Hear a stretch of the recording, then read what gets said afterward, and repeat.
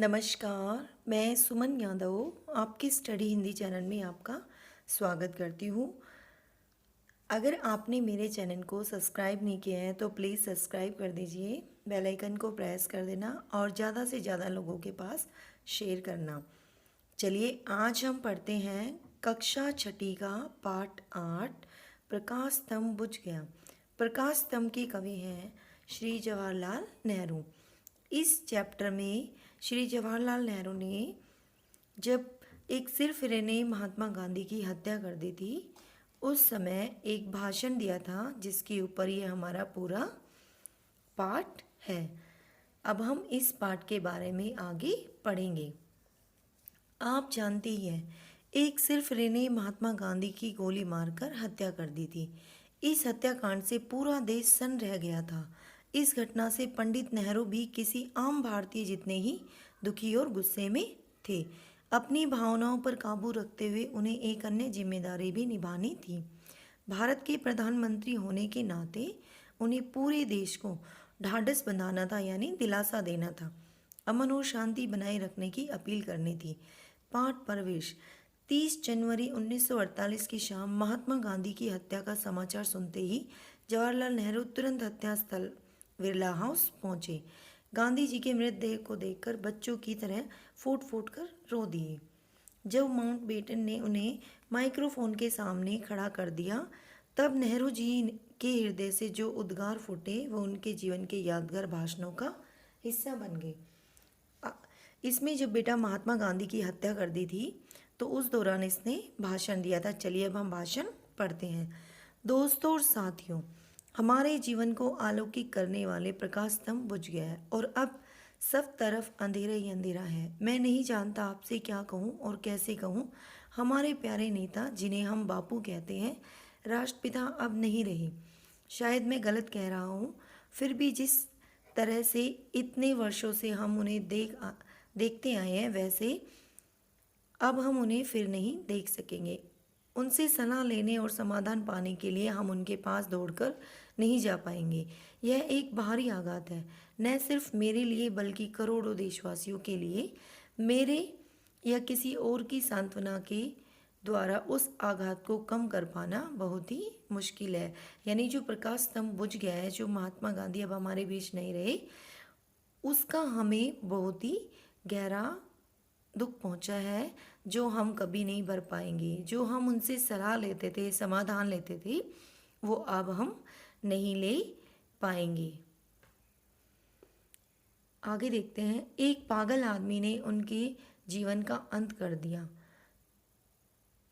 जिसने यह काम किया है मैं पागल ही कह सकता हूँ। पिछले कुछ वर्षों और महीनों से इस देश में काफ़ी जहर फैलाया जा चुका है और लोगों के दिलों पर इस तरह का प्रभाव पड़ा है। हमें इस जहर का सामना करना है, इस जहर को समाप्त करना है और उन सभी खतरों का सामना भी करना है जो हमें घेरे हुए हैं। उनका सामना उत्तेजना या पागलपन से नहीं बल्कि उस तरीके से करना है जैसा हमारे गुरु ने हमें सिखाया, यानी जैसा महात्मा गांधी ने हमें सिखाया है। उन सभी मुसीबतों का सामना हमें उसी तरीके से करना है जिस तरीके से हमें बापू जी ने सिखाया है। मैं जिसने उनकी हत्या की मैं उसे सिर्फ पागल ही कहूँगा, एक सिरफिरा पागल।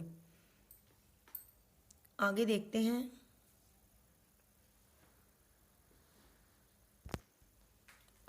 हैं। सबसे पहले तो हमें यह याद रखना है कि हम में से किसी को गुस्से में कोई कदम नहीं उठाना।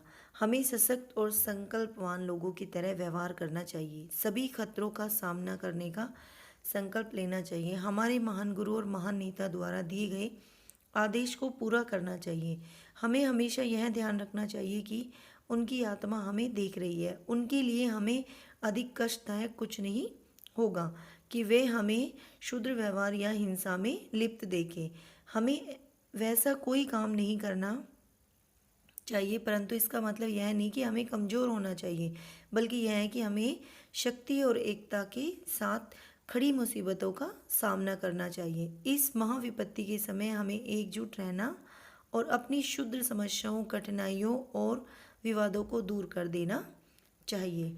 यानी महात्मा गांधी जी जो थे, यानी बापू जो थे, वो ये कभी नहीं चाहते थे कि हम हिंसा करें या किसी के साथ क्षुद्र व्यवहार करें, बुरा व्यवहार करें। वो हमेशा से ये चाहते थे कि हम लोगों के साथ अच्छे व्यवहार करें और हिंसा ना करें। लेकिन इसका मतलब ये नहीं है कि वो हमें कमज़ोर बनाना चाहते थे या हमें कमज़ोर समझते थे। चलिए अब आगे करते हैं। कुछ दोस्तों ने यह प्रस्ताव किया था कि महात्मा गांधी जी के शरीर को संलेपित करके कुछ दिनों तक रखा जाए ताकि करोड़ों लोग उन्हें अपनी अंतिम श्रद्धांजलि अर्पित कर सके। परंतु स्वयं बापू ने कई बार इच्छा प्रकट की थी कि ऐसा कुछ नहीं होना चाहिए। वे अपने मृत शरीर से संलेपन के पूरी तरह खिलाफ थे। इसलिए हमने फैसला किया है कि कुछ लोग कितना भी जोर दें, हमें इस विषय में बापू की इच्छा का पालन करना चाहिए। अतः उनका अंतिम संस्कार शनिवार को दिल्ली शहर से यमुना नदी के किनारे किया जाएगा। उनका पार्थिव शरीर शनिवार की सुबह करीब 11:30 बजे तक अंतिम यात्रा के लिए ले जाया जाएगा। निर्धारित मार्गों से होता हुआ बिरला हाउस से यमुना नदी तक ले जाया जाएगा। वहां पर शाम के लगभग 4 बजे उनका अंतिम संस्कार किया जाएगा। जो दिल्ली वासी उन्हें अपनी अंतिम श्रद्धांजलि देना चाहते हैं, वे निर्धारित मार्गों के किनारे एकत्र हो जाए।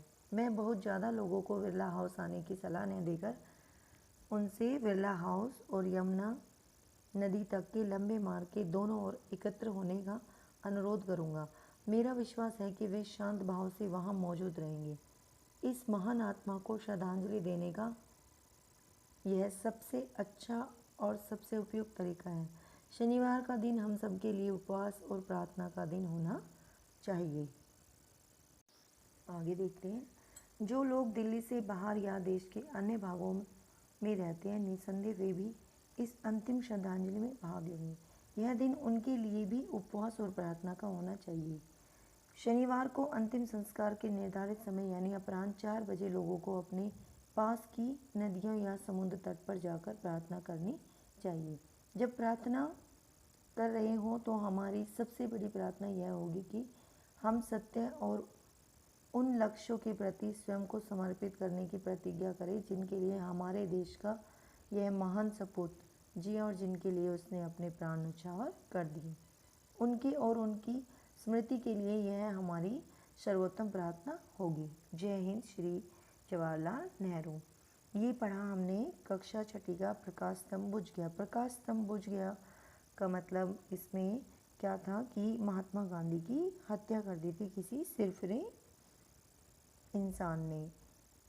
उस दौरान जब इसको पता चला था पंडित जवाहरलाल नेहरू को, तो उसने उस समय इसके मन में जो उद्गार, जो भाव उठे थे, उसी के रूप में इन्होंने एक भाषण दिया था, जिस भाषण के ऊपर ये हमने पूरा पाठ पढ़ा है। आशा करती हूँ आपको अच्छे से समझ में आया होगा। चलिए अब पढ़ते हैं लेखक परिचय। लेखक परिचय देखते हैं। पंडित जवाहरलाल नेहरू का जन्म 14 नवंबर 1889 को इलाहाबाद में हुआ। लंदन से वकालत की डिग्री हासिल की। भारत लौटते ही महात्मा गांधी के साथ स्वतंत्रता आंदोलन में जुट गए। 1957 में भारत की आज़ादी के बाद पहले प्रधानमंत्री बने। आजीवन इसी पद पर रहे। 27 मई 1964 को इनका निधन हुआ। पंडित नेहरू की प्रमुख कृतियाँ हैं मेरी कहानी, विश्व इतिहास की झलक और हिंदुस्तान की कहानी। ये पढ़ा हमने लेखक परिचय। Thank you.